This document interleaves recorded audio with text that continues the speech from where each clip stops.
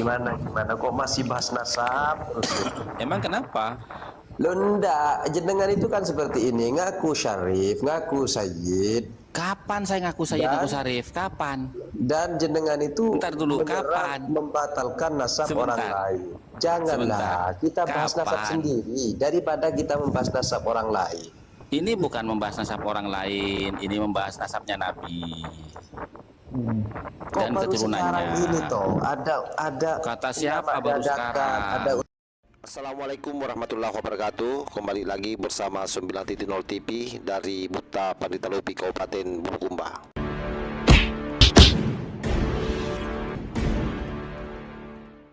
Kode Wolang Kip Bin diperlihatkan pada saat Gus Hasan lagi live di TikTok, di mana dalam live itu Gus Hasan sudah men-teks satu pernyataan bahwa Mbak Lawi silahkan naik.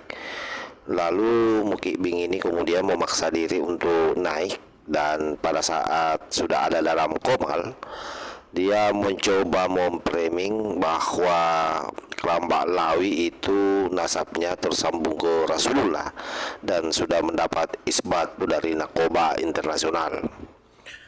Apa yang terjadi sahabat-sahabat sekalian? Segera dikejar, dicecar oleh Gus Hasan agar sang Kibing ini menyebutkan nakib apa saja yang sudah mengisbat nasab Mbak Lawi, dan terputar-putar dia memberikan jawaban tidak jelas, dan pada akhirnya dia dirujak secara beramai-ramai oleh orang-orang yang sebelumnya memang sudah mengisi komal daripada Gus Hasan. Bagaimana keseruan perdebatannya? Ini kita simak secara bersama-sama. Dan soalnya kok terus bahas dan judulnya nih Habibah Alawi silahkan naik. Gimana kok masih bahas nasab terus gitu? Emang kenapa?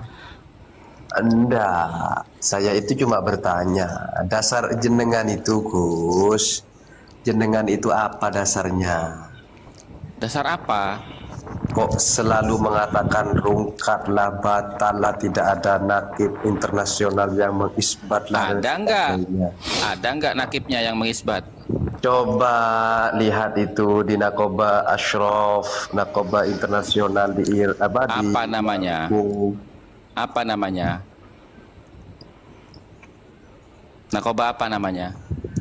Loh, ada itu Gus, ada itu banyak beredar di media sosial itu. Iya ada itu apa? Kan sampean yang naik ke sini, sampean jelaskan. Kalau cuma bilang ada, semua orang bisa gitu loh. Saya tanya juga, adakah yang mengisbat nasab jenengan itu? Adakah? Nasab saya apa nasab siapa? Nasab jenengan yang diisbat oleh siapa terus? itu katanya, yang banyak tanda tangannya kayak jualan buku itu lah. Urusan apa dengan nasab saya? Lo ndak, jenengan itu kan seperti ini, ngaku Syarif, ngaku Sayyid. Kapan saya ngaku Sayyid Abu Syarif? Kapan? Dan jenengan itu bentar dulu, kapan membatalkan nasab Sebentar. orang lain. Janganlah kita bahas nasab sendiri daripada kita membahas nasab orang lain. Ini bukan membahas nasab orang lain, ini membahas nasabnya Nabi Kok dan baru sekarang keturunannya. ini toh ada Kata siapa ulama baru dadakan, sekarang? ada ulama dadakan. Kata siapa? Wah, ulama dadakan. Iya, ulama Siapa? dadakan. Siapa Ya, ulama dadakan? jenengan dan kawan-kawan itu loh membatalkan nasab dan Enggak, sebagainya. yang ulama dadakan siapa? Jenengan. Saya. Iya. Sejak kapan saya jadi ulama dadakan? Oke, tidak ada seseorang itu Udah mengaku saya turunkan ulama aja dan teman-teman. sebagainya. Ini orang asumsi, tidak punya data ini. Bukan asumsi, seperti Sebentar, izinkan saya ngomong. Halo. Satu saja sebutkan nakib dari Narkoba Internasional yang mengisbat Mbak Lawi. Satu saja, Narkoba mana? Satu saja. Mau Mesir kah, Jordan kah, Iran kah, Irak kah, Yaman kah? Ayo. Silakan. Mesir. Apa nama narkobanya? Apa nama narkobanya? Aku telepon malam ini. Oke, saya kirimkan nomornya nanti. Jawab. Pernah ketemu sama Sayyid Muhammad Alawi almarhum? Saya tidak pernah ketemu, cuma di Aduh. beliau. Makanya sampean jangan sok-sokan di sini Enggak, kalau orang mama Bukan sadar seperti ini. Haji Maceng Ho. Kalau saya tanya Nggak apa-apa. balik, Gini, nanti Gus jenengan Azan. pasti bingung. Ya, Gus Adam. Pernahkah jenengan ketemu dengan pengarangnya Sajarah Mubarakah? Loh, gimana mau ketemu orang beliau hidup di abad ke-6? Lah makanya. Sampean saya, oke, sekarang Saya gini, itu pernahkah mengetahui sampean ketemu dengan Imam tentang Syafi'i? beliau. Saya itu tahu Pernah nggak tentang sampean beliau pernah, itu. sampean pernah nggak ketemu dengan Imam Syafi'i? Yang dipermasalahkan jenengan kan pertanyaannya seperti ini tadi oleh Syekh Mazen ini. Sayyid Muhammad bin Alawi Al-Maliki tidak pernah mempermasalahkan Ba'alawi. Itu Lalu kan dia kamu tanya yang balik, ngomong. pernahkah kamu ketemu Narasimu, dengan saya? Tidak pernah Itu narasimu sendiri. Kamu yang kamu yang Masa anak muda baru belum 2 menit lupa sih? Kamu jangan-jangan kamu terlalu sendiri. banyak minum obat deh Adam. Kasihan saya. Jangan ya Dek, jangan. Jangan kebanyakan kamu minum Gus obat. Adam, bukan Jangan. saya, bukan Gus Hasan. Kamu yang disebutkan, kamu yang sebutkan Sayyid Muhammad Alawi. Jadi kita Iya, tanya saya sama yang kamu menyebutkan. apa? Iya. Terus Kita kan hanya bertanya. pertanyaan Nakobah kita, mana? Nakobah pertanyaan mana di kita Mesir ini? nanya sama kamu. Sekelas Sayyid Ya. Muhammad bin Alawi Al-Maliki itu tidak pernah kok mempermasalahkan nasab Ba'alawi. Sekarang begini, Sayyid Muhammad bin Alawi Al-Maliki itu memang tidak pernah mempermasalahkan nasab siapapun. Karena beliau tidak fokus di dalam bidang ilmu nasab. Beliau fokus di dalam bidang ilmu hadis. Kenapa? Karena ayah saya alumni sana, paman saya juga alumni sana. Kamu Lalu? alumni mana? Oh jangan sebutkan. Lu jangan sebutkan gimana. Gus Adam alumni mana? Kok sampai berani nyebut Syekh Muhammad Ali Al-Maliki? Begini, Ya? Gus Adam. Oke. Gus Adam, maaf. Kalau Sayyid Muhammad Alawi ahli agama, bukan enggak suka bicara tentang nasab siapapun. Fokusnya dan ilmunya tentang hadis, tentang agama saja. Terus lanjut. Lah kok lanjut? Lanjut apanya lanjut lagi? Makanya, Kamu tuh dikasih kok- tahu. Makanya kenapa Sayyid Muhammad Alawi Al-Maliki itu tidak pernah bicara nasab siapapun, karena memang beliau itu tidak fokus ke dalam ilmu nasab. Beliau fokus di dalam ilmu hadis. Oke, siap. Lantas, apakah Gus Hasan ini ahli nasab? Ya Iman ahli nasab, fokus ke Nah, ilmu nasab. Gurunya saya- siapa? Nah kan, udah framingnya pasti begitu tuh. Nanti saya sebutkan gurunya. Oke, saya belajar ilmu nasab kepada Kiai Fadhail di Sleman, Jogja. Kiai Fadhail itu murid daripada Syekh Ali Ridho di Mesir, Iskandaria. Apalagi? Nah kan, ketawa kan? Dikibuli terus. Memang jenengan ini pinter ngibul, Gus. Loh, kok bisa bilang ngibul sampean? Tahu dari mana saya ngibul? Jangan sering ngibul lah, Gus. Kasihan umat, Gus. Ngibulnya di mana? Adam, Ngibulnya di mana? Adam, kamu kenal nggak sama Kiai Fadhail? Tahu, nggak kenal, cuma tahu. Oke, Tahu di sekarang mana? ketika Anda Oke. mengatakan tahu, sampean tahu nggak siapa gurunya Kiai Fadhail?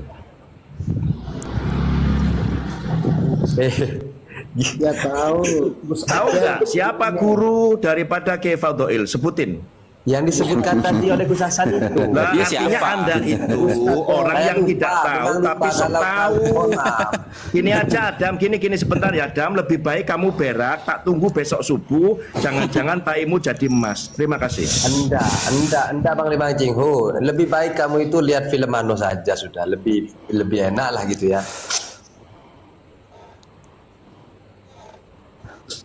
Apa yang dia omong? Coba teman-teman, apa yang dia omongkan coba? Memang Muhabbin kayak gitu ya. Ini ilmunya Ba'alawi ya.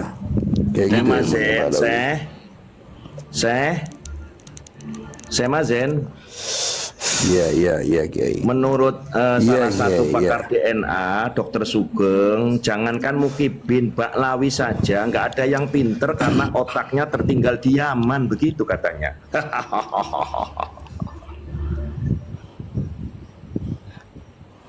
La haula wala quwwata illa billah.